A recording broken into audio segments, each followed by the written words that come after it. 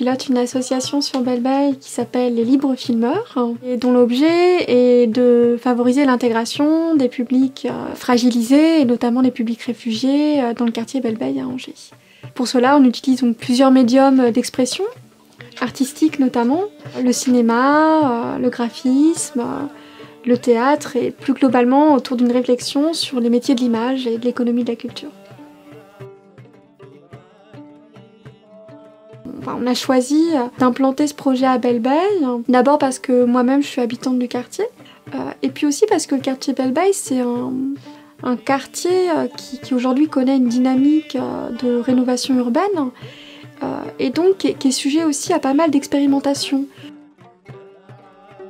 On a cette chance-là que les premières actions pilotes qu'on a menées en 2017, qui était donc un atelier de réalisation documentaire à destination des personnes réfugiées, qui aboutit à la production de 3 courts-métrages documentaires.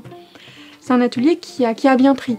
Donc en 2018, on voulait vraiment continuer dans cette dynamique d'action et de réflexion, en favorisant davantage la rencontre avec le territoire et avec les différentes générations d'habitants qui le font évoluer. Donc là, la ville d'Angers nous a proposé de participer à la 4e édition de la journée citoyenne à travers l'atelier Trait Portrait, qui est conçu et animé par Stéphane Legrand. L'idée, c'était d'échanger et de partager, d'échanger notre regard sur le quartier, notre vision du quartier. Moi, je ne suis pas du quartier, donc j'ai commencé le matin par faire une petite balade dans le quartier et à faire quelques croquis. Et puis ensuite, sommes revenus au centre Tati. Et l'objectif là, c'était de leur proposer de s'exprimer sur leur quartier par la couleur, plus spécialement par des pastilles de couleurs qu'on est venu apposer sur l'agrandissement réalisé un peu plus tôt. L'idée étant d'avoir 2 regards différents, bien distincts, c'est-à-dire le mien par le dessin et le trait spontané et rapide, et puis le leur par l'apport de la couleur. Alors le projet Belle-Baye Captation, figure sonore, c'est un projet qui va être mené par Chloé Netter, qui est violoniste et compositrice. Pour l'année 2018, nous repartons pour la création de films autour de Belle-Baye et de ses habitants. Il y aura un autre atelier aussi pour faire des portraits sonores des habitants de Belle-Baye et du quartier.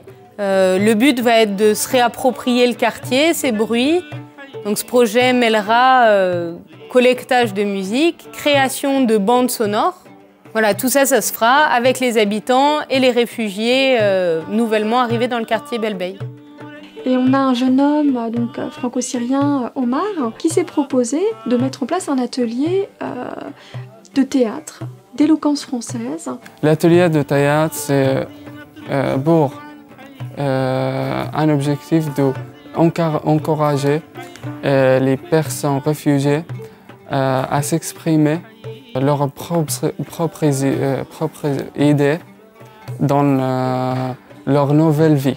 L'originalité, je pense, du projet des Livres Filmeurs, c'est vraiment penser l'art au sens large comme un vecteur d'expression, mais aussi comme un médium de rencontre qui permet d'exprimer son identité, voilà, et de se rendre plus intelligible auprès de l'autre et auprès de son voisin.